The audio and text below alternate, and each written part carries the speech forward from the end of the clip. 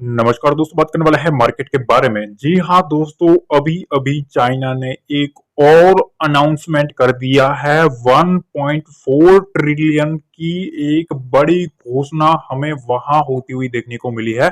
मतलब एक तरफ मार्केट में जिस तरीके से चाइना का जो चीजें सामने आ रही है, और दूसरी तरफ one by one bar bar market में वो पैसा डालता हुआ देखने को मिल रहा है।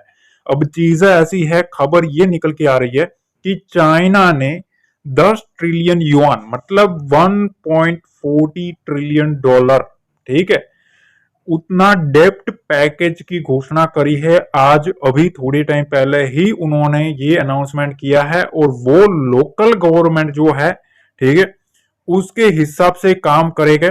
दूसरा एक चीज सामने आ रही है कि देखो इलेक्शन जो चल रहा है, election of Donald Trump US market, तो देखो यहां चीजें ऐसी है कि डोनाल्ड ट्रंप का जो इलेक्शन आया है उसके सामने चाइना को कुछ ना कुछ दिक्कत अभी भी आती हुई देखने को मिल रही है, जिसकी वजह से उसको लड़ने के लिए फिर से एक बड़ी अनाउंसमेंट हो चुकी है। अब यहां सारा का सारा जो ट्विस्ट है ना, वो इनका रहेगा।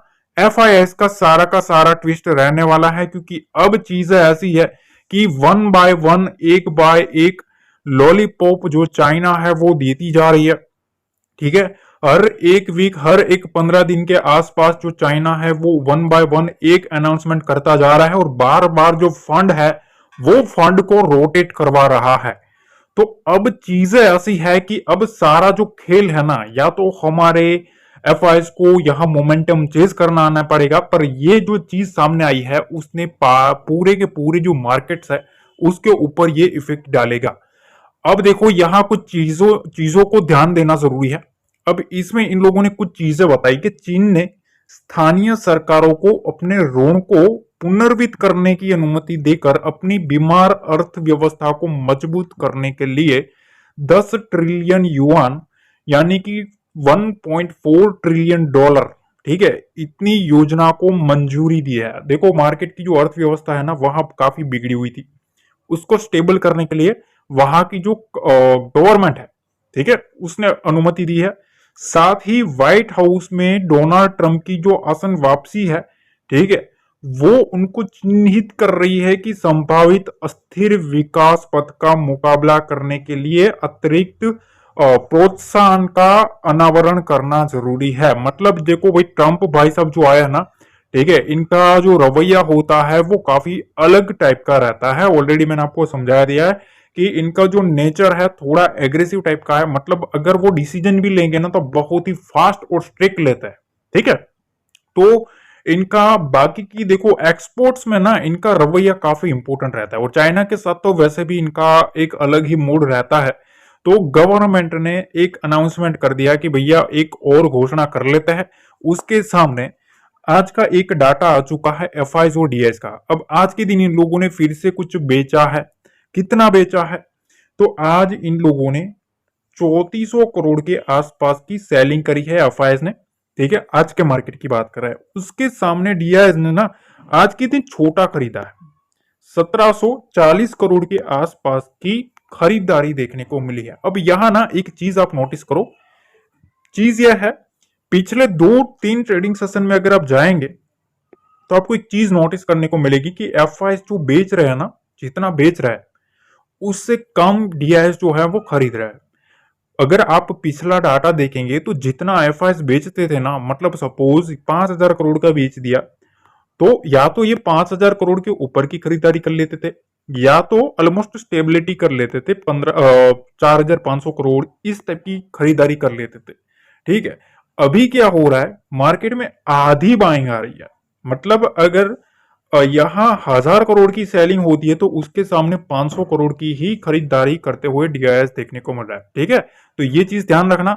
अभी पिछले कुछ ट्रेडिंग सेशन से डीआईएस जो है वो थोड़ा शांति से बैठते हुए देखने को मिल रहा है। अब देखो यहां एक चीज मैं आपको समझाना चाहता हूं, ये चीज काफी इंपॉर्टेंट है। देखिए S&P 500, ध्यान से समझना, काफी इंटरेस्टिंग चीज सामने आ रही है। एंड S&P 500 है ना, उसके ऊपर 5 दिन में, कितने दिन में, 5 दिन में कितने परसेंट का मोमेंटम आया है? 4.5% के आसपास की। यहां से आप देख सकते हो किस तरीके की तेजी हमें देखने को मिली है। ध्यान से समझना, ठीक है, ये आपने देखा। अब मंथली टाइम फ्रेम पे ऊपर अगर आप देखेंगे तो वहां 3-3.5% के ऊपर का मोमेंटम है, मतलब अच्छा खासा मोमेंटम आप देख सकते हो इस मंथ में, यहां से इतनी तेजी ऑलरेडी आ चुकी है।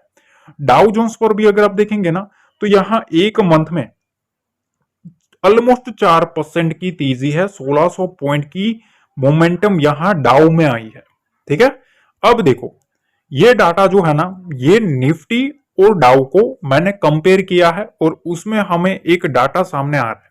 देखो डाउ जोन्स जो है और निफ्टी 50 में अगर आप देखेंगे तो यहां 10%, ध्यान से समझना, 10% 3 मंथ में मोमेंटम ला दिया है और निफ्टी ने यहां आप देख सकते हो 1% के आसपास का नेगेटिव रिटर्न दिया है। ये जो रेड कलर जो दिख रहा है वो निफ्टी है, मतलब इस तरीके से मार्केट नीचे जा रहा है और डाउ इस तरीके से ऊपर जा रहा है।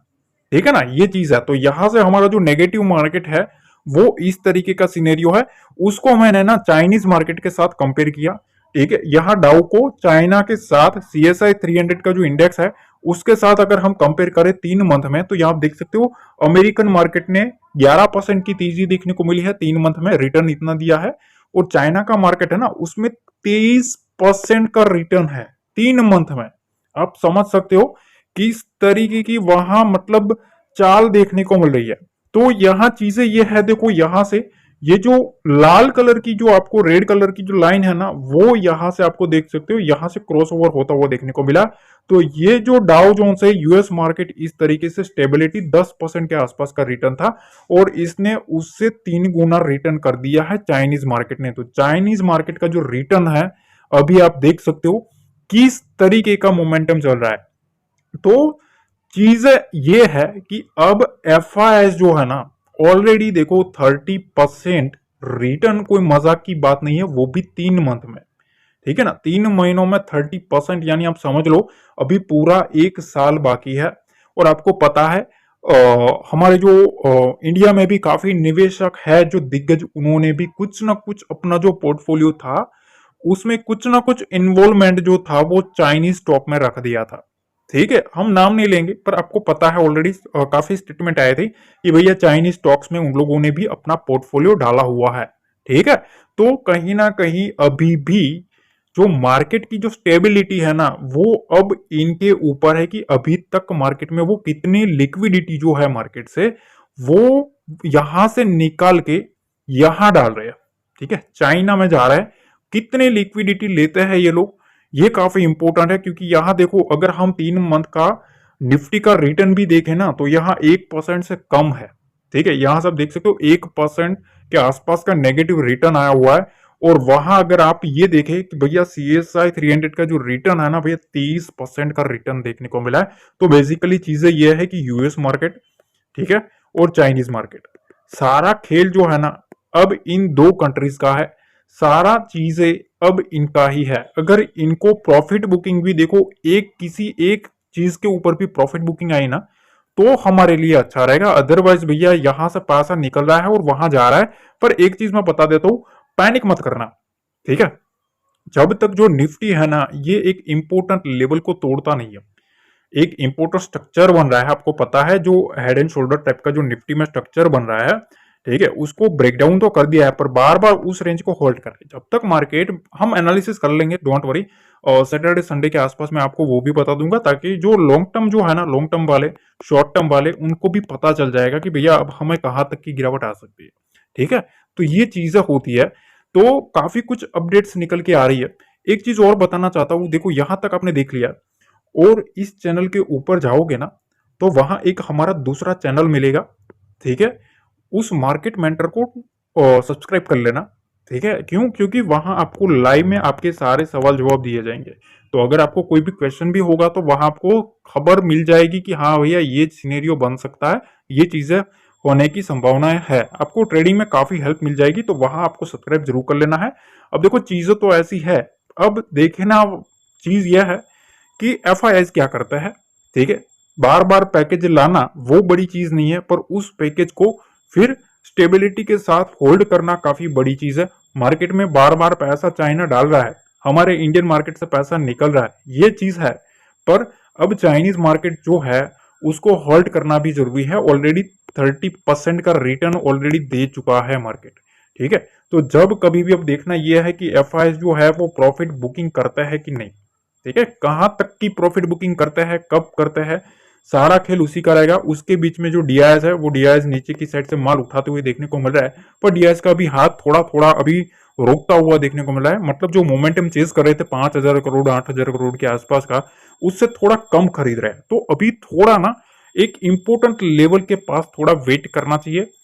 डीआईएस भी शायद ये चीज सोच रहे हैं कि भैया आगे और भी या कोई डिप आ सकता है, तो वहां से कोई बड़ा माल उठा है। तो इस टाइप का सिनेरियो है। आपका क्या व्यू है कमेंट सेक्शन में जरूर बताने की आपको क्या लगता है कि कहां तक डिप आ सकता है, कहां तक जा सकता है, किस तरीके की इकोनॉमी रह सकती है। आपका कोई भी सवाल है तो भी आप क्वेश्चन में जरूर बता सकते हो। और लाइक नहीं किया तो लाइक जरूर कर देना। मिलते हैं अगले वीडियो में। जय हिंद, जय भारत, जय माता दी।